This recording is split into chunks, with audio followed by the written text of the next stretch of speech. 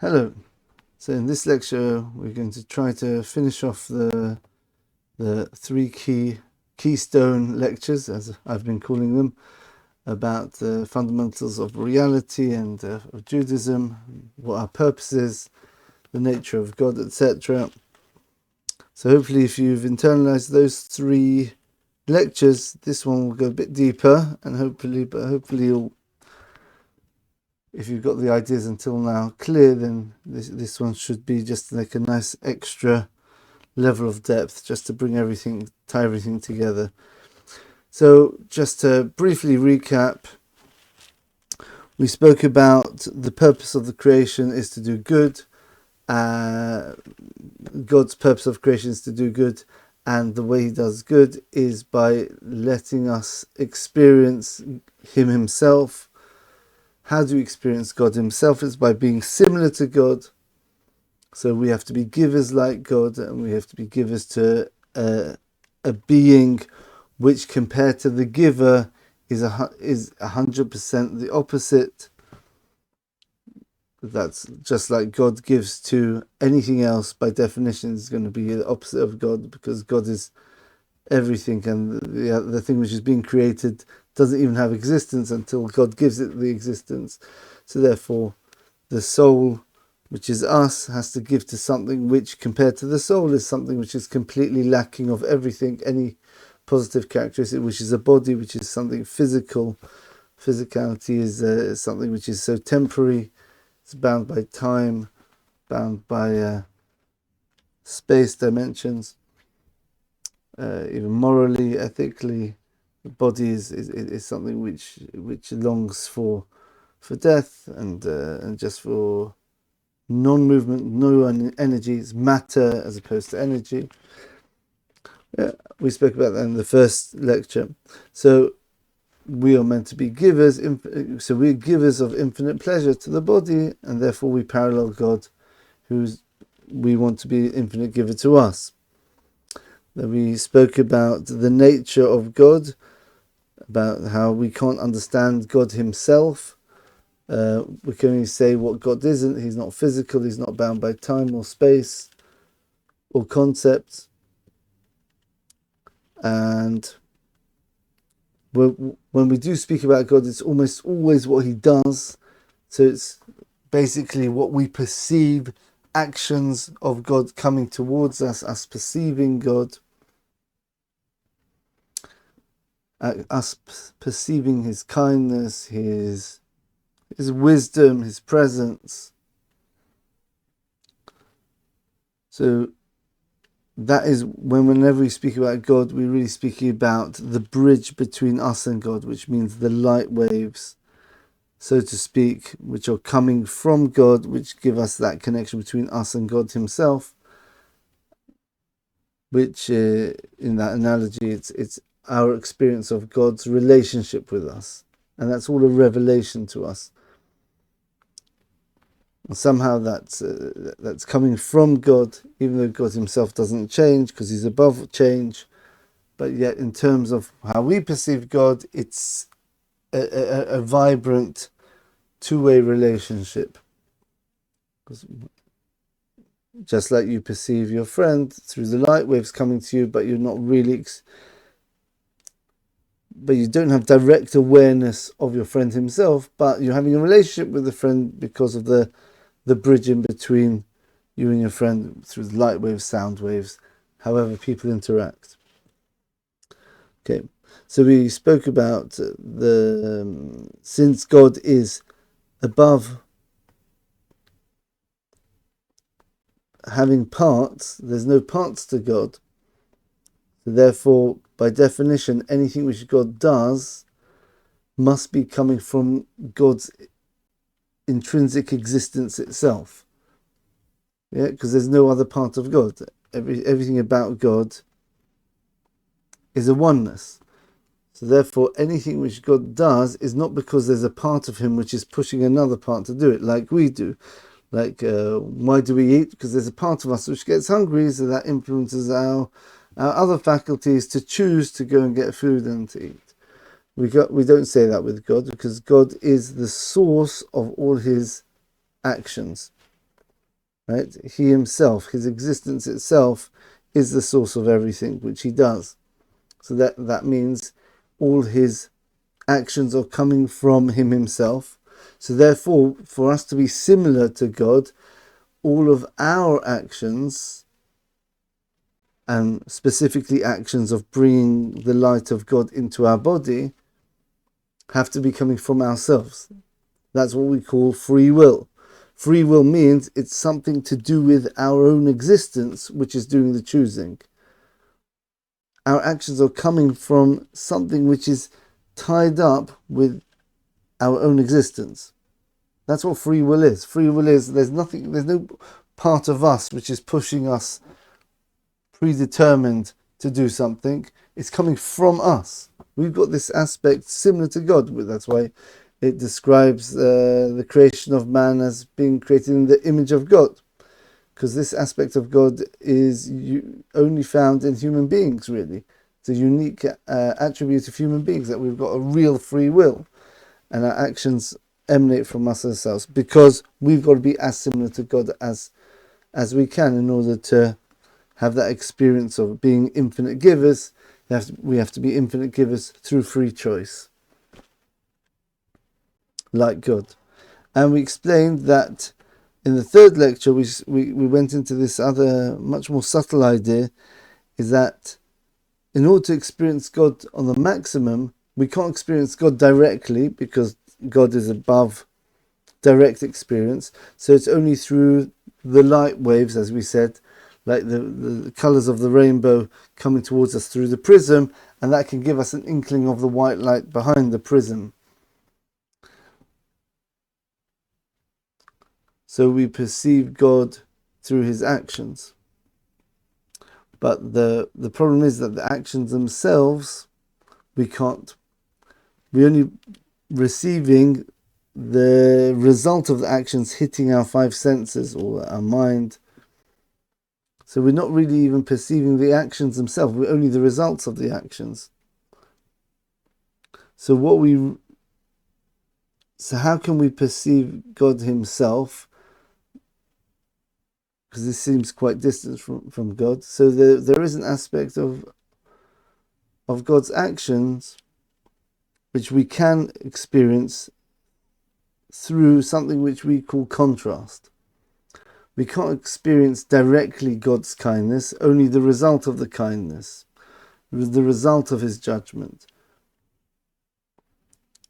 Because anything to do with God himself, God is a oneness. So any aspect of God we can't perceive either. We can only perceive what God reveals to us.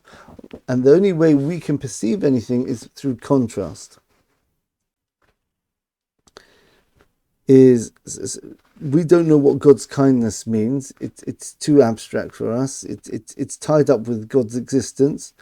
But we can experience the idea of what other people's kindness is. Human beings are kind, sometimes they're cruel. So we've got a whole array of experience of what kindness is. And then we extrapolate and we say, well, God's kindness is the greatest kindness. That's the paradigm of kindness, let's say. So we understand about God through contrast, through seeing things which potentially, this is what we explained last time, through things which are potentially opposing God. Okay, so now I see what not God is, and then I see God doing something which shows that thing which I thought was opposing him is not really opposing him. Right? Like we gave the example of the person who's trying to rebel against God, but he actually ends up revealing how God is all powerful. Right? The classic example of someone who repents, he realizes, I thought I was the one in charge. I've got free will. I mean, truth is, God did give us free will, so that should make us have a real potential to negate God's on omnipotence, because there's something else which has power. But when we realize our mistakes and we realize, I shouldn't have done that, because I realize I've just chosen a stupid choice for whatever reason, because I realize that I've distanced myself from God by betraying Him, and I feel less real, I feel less pleasure, less meaning in my life because of that. That reveals how God, first of all, is the only thing which matters, but on top of that, we've also revealed that the negative action we've done was a conduit. It was actually a bridge for us to receive, to experience a higher awareness of God's power. Because without doing the sin, I wouldn't have gone to this higher level of awareness. I would have said, yeah, God's in charge, very nice, because I did the right thing. But what if you do the wrong thing? Maybe God's not in charge then. So by realizing that even after I've done the wrong thing, God's still in charge, right? Because that itself has revealed that even the rebellion against God was actually a way of revealing God, because I wouldn't have got this awareness of God's power without going against God's power in the first place. So the going against God's power is actually a revelation of God's power. Okay, we spoke about that a lot last time. So the question is, why is God's power so important? Why not any of His other attributes, right? So I think the idea is like this. This is the point of today's lecture. Why is our experience of God so dependent on our experience of God's all power? That means, as we said, the potential, the contrast between God having power and other things having power, but yet us revealing that those other things which we thought have power were actually just God's puppets in the first place, and think, wow, God's so powerful that even something which can rebel against God is actually doing God's plan in the first place. Why does it have to be God's power? Why can't it be any of His other attributes? So I think the idea is like this, that we spoke about two aspects of God. We've got God Himself, so to speak. That's God's existence, which is above everything, right? And God, before He creates the world, there's only God. So therefore, since God's above time, even after the world has been created, according to our perception, that's the revelation. God reveals to us that He is a creator and that we have an existence.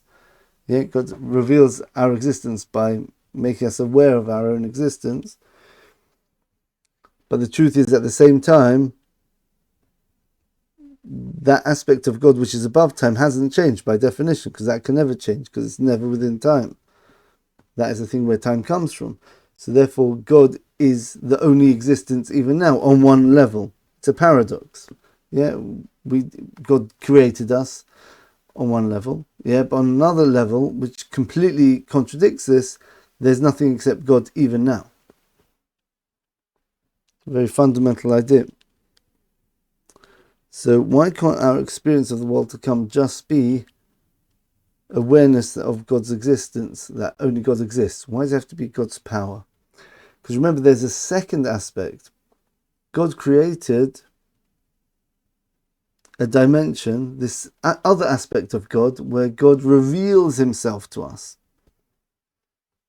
Revealing Himself to us means He creates us, He gives us a job in order to mimic Him, in order to become similar, in order to become close to Him, in order to get the infinite pleasure which we spoke about.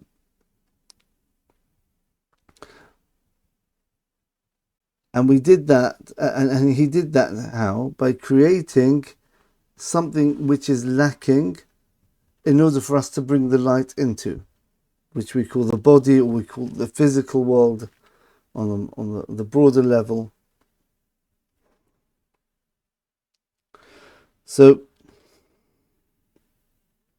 on this level, what is the essential thing in this dimension, the dimension where God reveals himself and he creates other beings in order to be similar to him? What is the essential aspect in this dimension which can oppose God? Because remember, the purpose is to reveal that God is, the only way we can perceive God is through contrast. Contrast implies that there has to be something which seems to oppose God. What is that thing which actually opposes God? Which seems to oppose God? Well, we say it's human beings. If God would make a robot or an angel even, right, which would then go against God's will, right? But a wind-up robot, God programs it to rebel against him. Would that be called rebelling against God? No, it wouldn't. It's doing exactly what God wants. God could say, don't jump from here to here, right, to the angel. And the angel goes and jumps from there to there, because God programmed it to jump from there to there. That's not rebelling at all against God. The only thing which can create this, we call it a havamina. I really wish I knew a good translation. It's such a good phrase in Hebrew, Aramaic actually. Havamina, this potential, something I would have thought.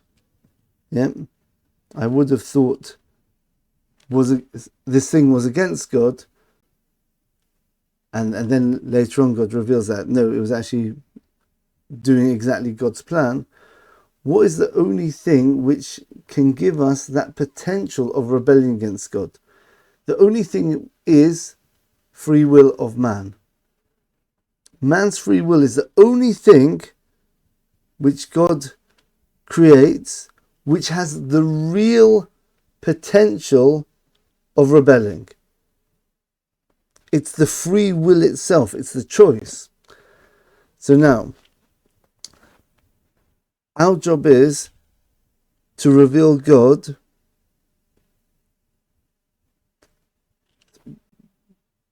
by showing that the potential to be against him is really all him. So, in other words, let's add this in now. So, our free will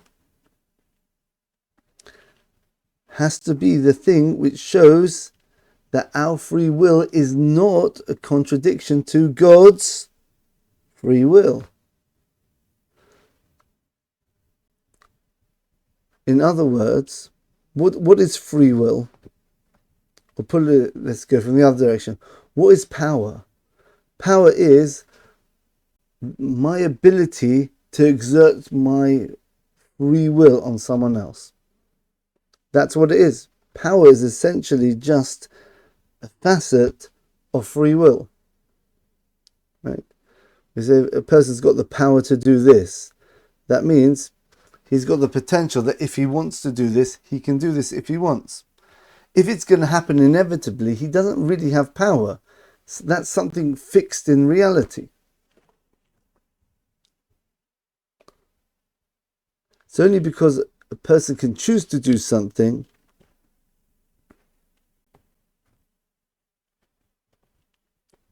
which shows his power.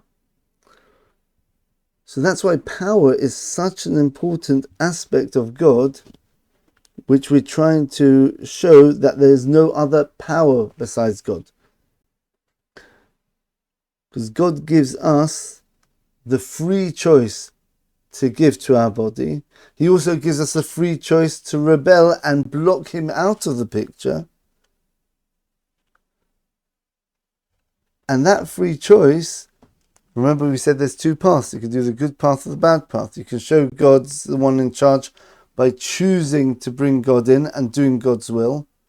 So therefore you're showing that your free will, your power is actually nothing compared to God's power, because that's the real power which is determining your choices. Or you can show that, no, I'm going to choose a different path, choosing, so there's another power now. You can create something different from what God seems to have wanted. But when we see that even your choices, even your power is actually playing right into God's hands, so you're showing that even our free choice itself is ultimately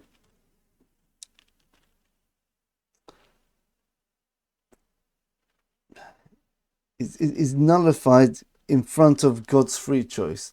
Or in other words, our power is nothing compared to God's power. I hope you understood that. So it's a beautiful idea. It's very subtle. I don't think I can keep explaining it from different angles, because it's just, if you understood it, you understood it.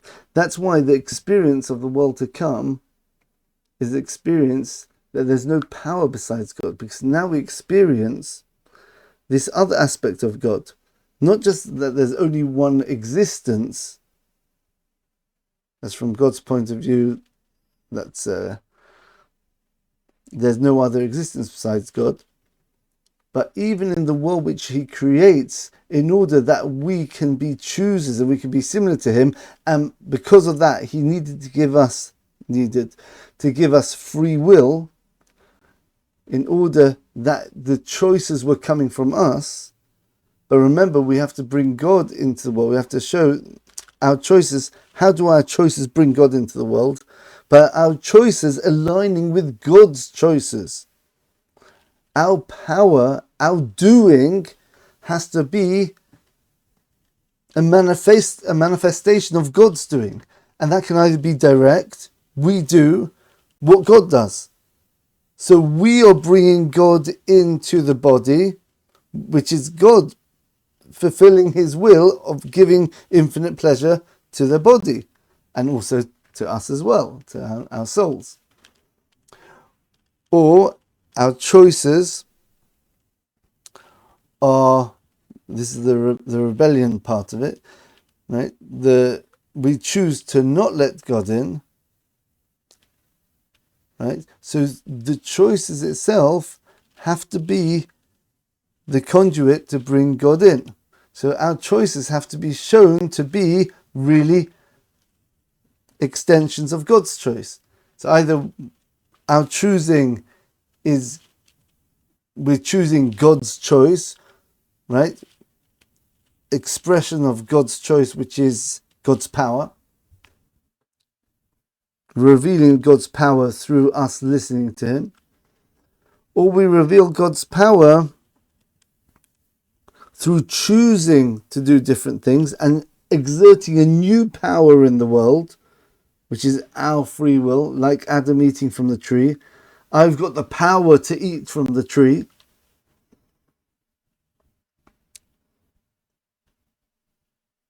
But at the end of the day, that eating from the tree just creates a bigger realization at the end that God was always in control, even when He rebelled, because now a greater sanctification of God's name is going to happen through revealing that even things which seem to be going against Him actually are actually bring His plan to a higher level, which shows that God was in charge of the whole way. Like we said, there's a higher awareness of God when a person does the wrong thing and then he realizes his mistake and he repents. Because now he's on a level where he realizes the truth about God is so much deeper than if he wouldn't have thought about a possible opposing option. So that's basically the idea of God's power being so important to this whole equation. Because power is an expression of free will, right? And free will is the only thing which can oppose God. So therefore, the Giluy Yichud, the revelation of God's oneness has to go specifically through the concept called power, which is an offshoot of free will, because the only thing which can oppose God is free will, and free will is basically the source of any real power. Okay, so I hope you understood this. Is a very, very abstract, this idea, probably even more abstract than the ideas we had before. Right? It's like the chess player who wants to show how good he is, right? To experience the chess player's power or his genius, let's say his genius, on a higher level, he gets a better opponent. If he has a simple opponent, yeah, okay, the chess player's the best in the world. Yeah, he beat the best player. Yeah, hands down. But you didn't see much of a resistance there. So you don't appreciate the depth of the genius of the chess player. To really appreciate how deep and how genius this player is, you have to take someone who's a very, very good player, right? Who's got all different intricate strategies and tactics and plans and skill and foresight, and yet somehow this amazing player just dismantles his opponent with very, very innocuous looking moves, and somehow, even with just like a tiny pawn move here, like a little slight move to the side with the king, and somehow this other guy's position just falls apart, even though he's playing a perfect game. Then people start to appreciate, wow, this chess player is something special. Same with God, right? If there's nothing opposing him, then yeah, you can appreciate God. Yeah, he's kind. Yeah, I'm not saying that's a small thing. But to really appreciate, because remember, we can only understand God through contrast and through opposition, and by saying this thing which seemingly is against God, we can see is nothing compared to God. So that other thing which opposes God is our free will. So therefore, we have to experience that, oh, I thought our free will was pretty good, right? Good chess player, good opponent. And we see that then, no, God's actually, not only is he defeating us, so to speak, strange way of putting it, not only is he exerting his free will, and his free will is showing it's much more powerful than our one, he actually uses our free will to reveal an even bigger, higher level of his free will, of his power. Like the chess player, yeah? Right? It's like the amazing chess player says to his opponent, I want you to play the best move possible, and I'll show you that because of your move, you've just lost the game. You just thought you were playing the best move possible. That move is going to be your downfall, right? You take my rook over here, and therefore you should have an insurmountable lead in material. But I'm going to show you, because you took the rook, now your pieces are slightly out of position, and I'm going to exploit exactly that point which you thought you were going to win the game with. That's a point which is going to prove your downfall. Same with God. Yeah, our free will itself, especially the ones who try to rebel against God, will just reveal how God's free will is just so much more relevant or true than our free will, but more specifically, the product of our free will, which is our power. We think we have power because of this free will, which God gives us in order to be like him, right? But we reveal that in the end, our choosing is really God's choosing. This is the point. Our choosing is God's choosing. Whether we choose what God says he wants, or whether we choose the opposite, it's still God's choice. So therefore, whatever we choose whether we choose to bring the light of God in or to bring the darkness into our bodies and make it worse, we're really choosing to bring God in, either way. And that way we experience God either way. By bringing God in or by bringing God out. We've just brought God in a different way. However we try to do it, we bring God in. Which means we are just mimicking God's free will to do good. It's just in a more complicated way. All right. Okay, hopefully that was understandable. Okay, this is not as essential as the first three lectures, but I thought that people appreciate this. This really ties everything very nicely together. Our free will, our power is just God doing it, even though we've got free will. And hopefully next time we'll speak a bit more about the paradox of our free will and God doing everything, but you've already got a very nice way of understanding how these two things come together. Okay, I just want to finish off speaking about God's oneness, the Jewish creed, the statement which we make. We say this at least twice a day. We make a declaration, Shema Yisrael, Hashem Elokeinu, Hashem Echad. This is the verse in the Torah. It's in Deuteronomy chapter 6, I think. Top of my head, somewhere around there. Devorim, in the beginning of Shishi in Parshas Va'eschanan. Shema Yisrael Hashem Elokeinu Hashem Echad. This is the pasuk when we do the commandment of unifying God's name, saying there's only one power. That's what we're saying here. What does this verse really mean? This is the verse which, the first thing we teach our children when they learn how to talk, and it's the last thing people say before they depart from this world, ideally. People giving up their lives to sanctify God's name. This is the last thing they say. Yeah? Shema Yisrael, Hashem Elokeinu, Hashem Echad. Hear Israel, Shema Yisrael. Hashem, that's God. Elokeinu is our power.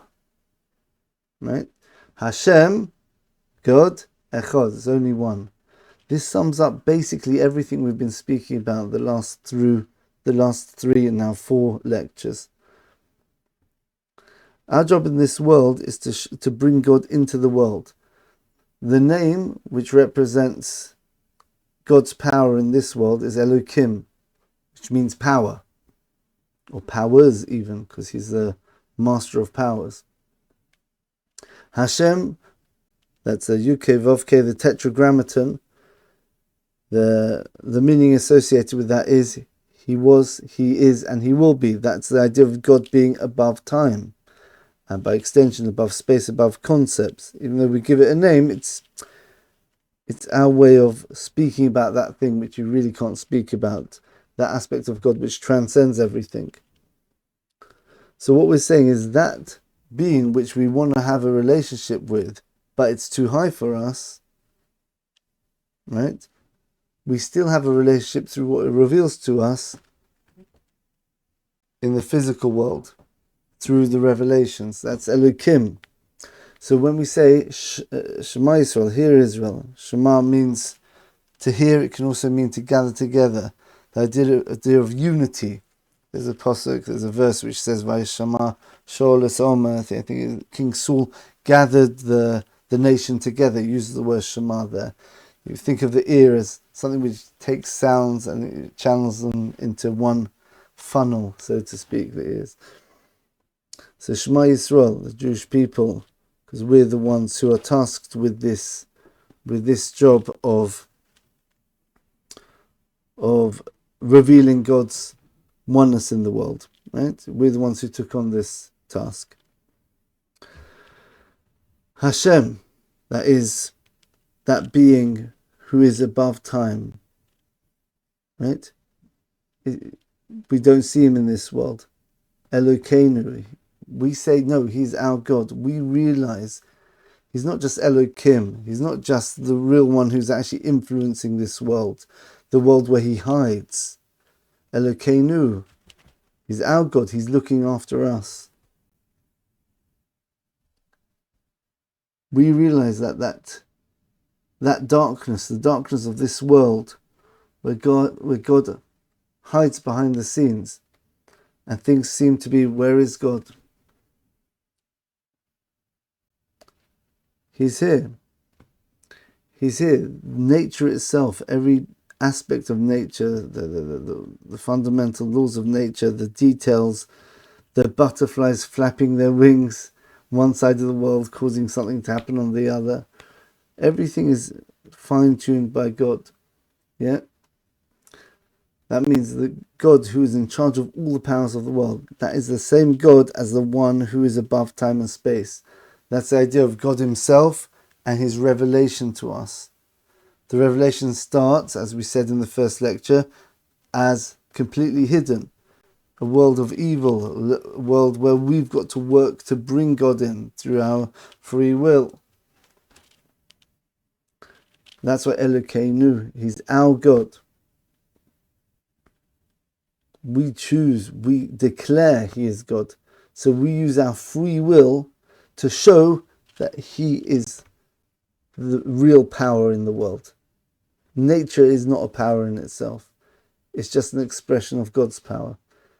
And we finish off where I say Hashem, that God is Echad. The truth about God is an absolute oneness, not made up of parts. He's above all things. You might think that, oh, he's our God, he's an approachable God, one which you can have a meaningful relation with.